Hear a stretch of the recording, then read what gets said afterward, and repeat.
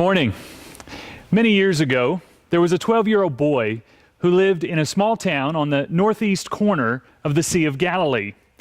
It was a region of rich farmland and rolling hills, and one day his entire village was talking excitedly about the man named Jesus from Nazareth who was making his way around the country.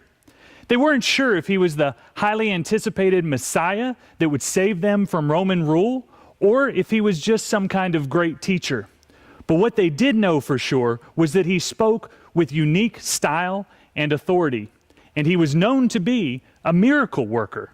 In fact, there were reports that just on the other side of the sea, he had been performing miracles of healing, and now he was headed this way. The boy noticed down the shore that a cluster of fishing boats was already gathering, and a huge crowd was assembling together. He rushed back to his parents to see if they would take him to hear this great man named Jesus, to see if they could hear him talk. But his parents had to continue working on the farm that day, but they did give him permission to skip his chores and go. His mother even said that she would pack him a meal, a lunch, 5 small loaves and 2 small fish.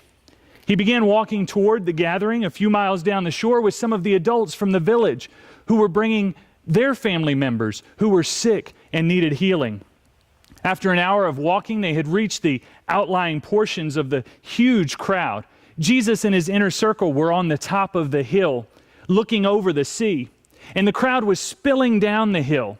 There were all kinds of people. There were the rich and the poor, men, women, children, families, the sick, the healthy, the respectable, and the disturbed. The boy had never seen a crowd so big. People would later estimate that there were 5,000 men alone in that crowd. If you added in women and children, the number would approach 20,000. To put it in perspective today, the Richmond Coliseum maxes out at 11,000 people. This was a big crowd. But the boy was not content to remain on the fringes of the crowd. He had to get close to this man named Jesus. So he began ascending the hill. He was working his way between the clumps of people, and almost to the top of the hill, he finally got close enough where he could begin to listen in to the conversations that were going on between Jesus and some of his closest followers. He was just close enough to hear this conversation. One of the followers said to Jesus, "Master, let me suggest again. It's getting late in the day and we're in a remote place, miles away from the nearest town of any size. Let's send these people away so they have time to get to a town and buy food to eat, something to eat before it's too dark." Jesus' other followers looked at him, awaiting his response to what seemed like a reasonable suggestion. He paused for just a moment, and then he said, "Look at these people again. They're like a great flock of sheep. Would a good shepherd lead their sheep without food? No, let us feed them. In fact, I want you to feed them." Then Jesus looked directly at one of his inner circle members, and he said, "Philip, how do you propose that we feed all of these people?" Philip looked out over the crowd. He turned back around to Jesus. He threw his hands in the air and he said, "Master, it would take more than a half a year's income to feed all of these people, just to buy a piece of bread for each of them to have one bite." So then he looked directly down at Philip, and Philip said nothing after that. In that day, it was common practice for a religious teacher to test his students with difficult situations and challenging questions. The boy had wondered if he had stumbled into the middle of a test like this. Silently, the boy opened up his basket to uncover the meal that his mother had packed him. He wondered if somehow this meal could help. He'd be happy to share, but he was a bit embarrassed. Barley bread, you see, it was the bread of the poor. It was sustenance, but it really wasn't a good meal worthy of sharing. His fish, well, they were pretty common too, a perch and a tilapia. He was contemplating this, and then he felt a man's hand on his shoulder pull him close to Jesus. Then the man said, "Teacher, here is a boy with 5 small loaves and 2 small fish. But how far will that go among so many?" So Jesus looked at the boy and he spoke, "Would you be willing to share your loaves and fish with these people today?" To the boy, it seemed like time had suddenly stopped. Jesus, this man who might be the Messiah, was talking directly to him. Somehow he managed to stammer out, "Yes, sir, I'll share." He would do anything for Jesus. Give away his meal? You bet. He would have gone to the ends of the earth for this Jesus. There was a spirit about Jesus that was unlike anything that the boy had ever been around. As he extended his hands to give up his meal, a wave of peace came over the boy. Jesus' eyes sparkled and he smiled as though he knew some great and wonderful secret that he was about to share. Jesus instructed the disciples to go tell the people in the crowd to sit down in large groups on the hillside. And as his disciples or his followers went to work instructing the crowd, Jesus turned back to the boy. He put his hand on his shoulder and he said, "May God richly bless you for your generosity today." Once it was quiet on the hillside, Jesus looked at the sky and he paused. He lifted the loaves and the fish up to the heavens. He broke the bread and he said, "Blessed are you, O God, who causes bread to come forth from the earth." He then placed the loaves and the fish in a larger basket that was on the ground in front of him. He instructed the 12 followers to each get their own large basket for serving food. When the boy looked back at the basket in front of Jesus, it was full to the top, somehow. Then, as his followers came up, Jesus dumped his basket into his followers' basket, completely emptying it. But then when the boy looked back around, Jesus' basket was full again. How did this happen? Jesus told them, "Start distributing this food to the crowds." And the followers did as Jesus instructed. And each time that a follower came with his basket, Jesus' basket somehow became full again, and he filled their basket. People throughout the crowd were shouting praises to God as they witnessed this miracle. Everyone had enough to eat until everyone was full. After they were all full, they picked up 12 basketfuls of leftovers in the crowd. Oh, how the boy had wished that his mother and father were there. And his brothers and his sisters and his aunts and his uncles and his cousins, he wanted to tell them that Jesus had performed this miracle. He was certain that this Jesus was the fulfillment of the hopes of their nation. Not wanting to waste the remaining food, Jesus then served the leftovers to those closest to him. He brought the basket to the boy first, smiling and kneeling down. Jesus asked, "May I serve you some dinner?" And then he pulled out of the basket 5 small loaves and 2 small fish. The boy watched Jesus circulate through the crowd, serving people and laughing with them. He ate slowly, wishing that he could savor this extraordinary moment forever. We're in a series called Close Encounters. Several months ago, each of us on the teaching team was assigned a biblical character who had a close encounter with Jesus. We were to study this character and his or her story and teach on the lessons that we learned. Apparently, though, I drew the short straw because I got the character who we know absolutely the least about in the Bible because he's so briefly described that we hardly know anything about his history.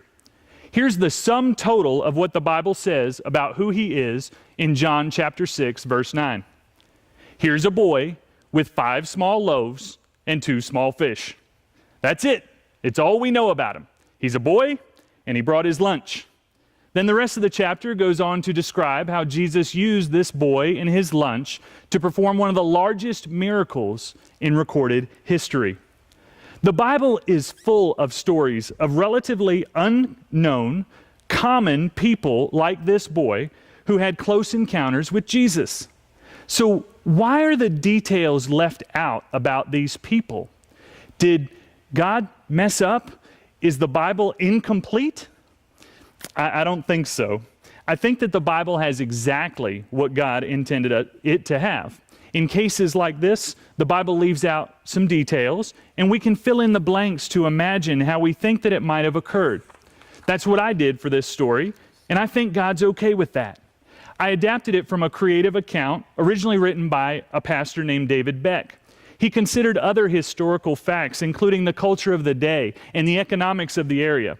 But the key was that everything in the story was true to the facts that the Bible does have in it. I hope that you'll go back and you'll read the story and imagine how you think it might have happened. No matter how you read it, though, the Bible makes it clear. Jesus took this boy's meal and miraculously fed thousands of people and then had 12 basketfuls of leftovers. This boy undoubtedly had a close encounter with Jesus. So that makes me wonder, what's different about this boy? What made Jesus use this boy and his meal to perform a miracle? While preparing for the message, I discovered two simple yet profound actions that Jesus took and the boy took in order to have a close encounter with Jesus. He was willing to show up and he was willing to give up. If we want to have a close encounter with Jesus, we can take the same two actions. When I first met my wife, Tricia, 21 years ago, we worked at King's Dominion together, and she was just as sweet as she is now. But she was even more quiet and more timid. I was the partying type. I liked to have a good time. I thought that she was too good for me, and I was right. I actually tried setting her up with other guys who I thought would treat her better than I would. For you young guys who are dating, I don't recommend that today. Eventually, though, I came to understand that she was interested in a relationship with me. And once I realized that, I began to spend more time with her. The more time that I spent with her, the more that I realized that there was something different about her. And the more that I realized there was something different about me when I was around her. After we were married, a similar thing happened as I began my relationship with God. I started going to church as kind of a ritual, but the more time I spent there, the more I noticed that there was something different about me, and there was something different about the people that were there, the more that I was there. I started to understand that God wanted then, and He wants now, for each of us to have a personal relationship with Him. I was keenly aware that I was not good enough to have a relationship with the Creator of the universe. But I learned that God loves us so much that He sent His only Son to die for my sins so that I could have a personal relationship with Christ and with God. And you can too. In response to this, I began to pursue a deeper relationship with God by going beyond Sunday mornings and spending more time in prayer and in the Bible and serving in ministry. In marriage, it would be ridiculous to only show up 1 hour a week. If the only time that I spend with my wife is 1 hour a week, I'll never develop a deep and lasting relationship with her. Well, it's the same thing in our spiritual lives. If we just spend 1 hour a week, even though Sunday mornings are really good, that's not how we're going to develop a deep relationship with God. It's just the beginning. A deep relationship is developed through more time with Him. Daily, quiet time with God. It's developed in small groups where we get together with other people who are trying to learn what it's all about to serve God too. It's developed when we serve in ministries at the church and when we serve in missions outside the church. It even happens when we share our faith in the marketplace. There's more to it, though, than just the good stuff that happens on Sunday mornings. If we want a close encounter with God, we've got to be willing to show up, not just on Sunday, but every day. The boy with the bread and the fish, he was willing to show up. He was also willing to give up everything that he had. And when he did, something amazing happened. He moved from man's economy into God's economy. I'm sure that the boy knew basic math. 5 plus 2 equals 7. 5 loaves plus 2 fish equals 7 pieces of food. But when he was willing to give up everything that he had, those 5 loaves and 2 fish, he moved into God's economy, where 5 plus 2 equals 5,000 with a remainder of 12. 5 loaves plus 2 fish equals 5,000 people fed with a remainder of 12 basketfuls left over. I worked in the business world for many years, and I don't know any investor who wouldn't want a return like that. The key, though, to experiencing God's economy is the willingness to risk everything we have when and if He calls us to give it.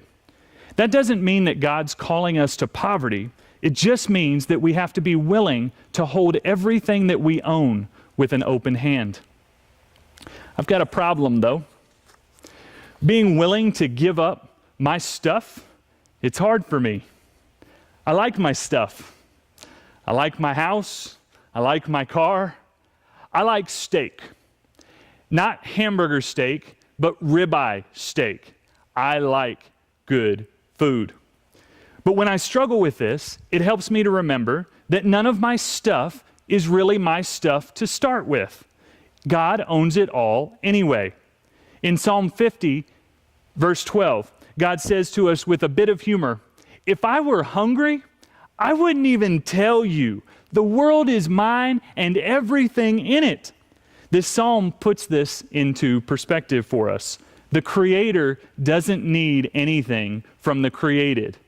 All He needs us to do is to be willing to hold open in our hands what He's already given to us.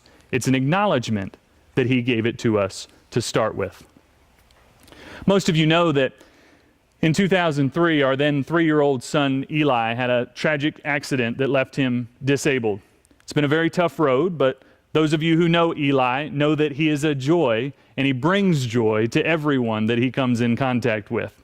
For the past several years, Tricia and I have felt God leading us to a speaking ministry where we share Eli and share our story in order to help others. We tried building the ministry while I was working my full-time real estate business, but it just wasn't happening because I was spending so many hours in my career. Then on May 18th last year, something remarkable happened. My wife Tricia and I were doing our normal quiet time. She had her Bible and her journal in our bedroom, and I was in the next room, the living room, doing the same thing, having my quiet time with God. Now, it was a normal day. It was pretty routine. There wasn't anything real special going on that day. I was just doing my normal quiet time before work. Then as I was praying, out of the blue, I heard God say this to me: "Leave real estate, pursue ministry." I thought it was bad pizza from the night before. This just didn't make any sense. Leave my sole source of income to start a ministry that certainly couldn't provide for us for months or years to come.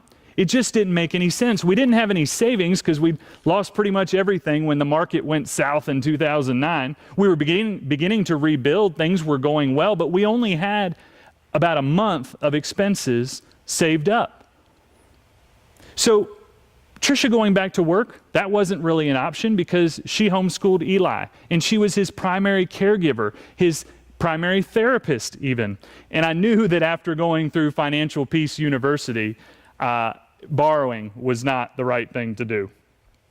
I was really scared about this. I was so scared that I actually didn't want to write down the words that I had heard from God, because writing them down would make them real. So I went into the bedroom to share what I had heard from God with Tricia, and I was so scared. I thought she was going to think that I had gone off the deep end. Instead, she wasn't really surprised at all.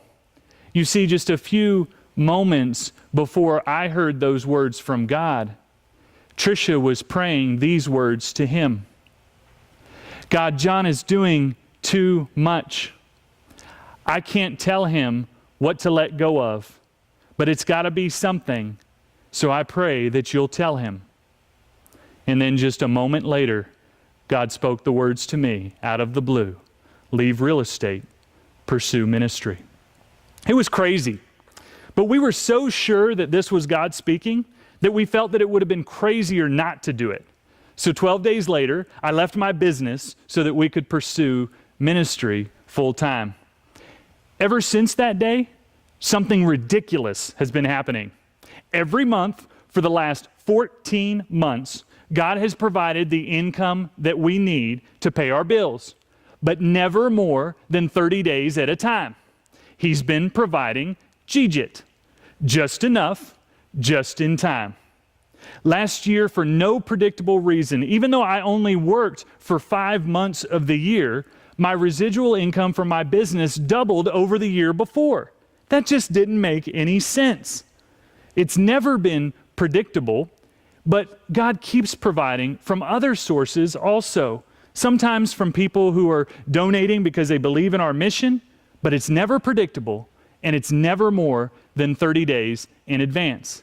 It's just enough, just in time. We were willing to give up, and God's been providing GJIT. God's used Eli in our story to change lives of thousands of people already, and our ministry is just getting started.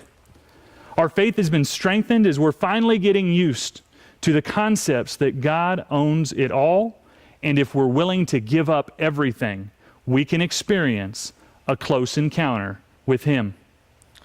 Now, as a disclaimer, I am sure that God is not calling everyone in this room to give up their career and pursue ministry.